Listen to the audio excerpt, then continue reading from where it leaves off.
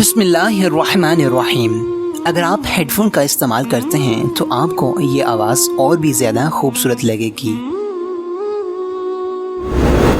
حضرت ابو امامہ رضی اللہ تعالیٰ عنہ بیان کرتے ہیں، میں نے رسول اللہ صلی اللہ علیہ وسلم کو فرماتے ہوئے سنا، قرآن پڑھا کرو کیونکہ وہ روز قیامت اپنے پڑھنے والوں کے لیے سفارشی بن کر آئے گا۔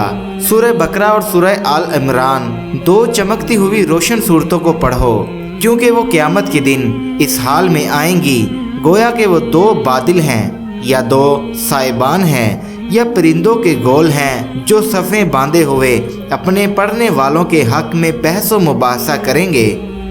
سورہ بقرہ پڑھا کرو کیونکہ اسے حاصل کر لینا باعث و برکت اور اسے ترک کر دینا باعث حسرت ہے اور جادوگر اسے حاصل نہیں کر سکتے۔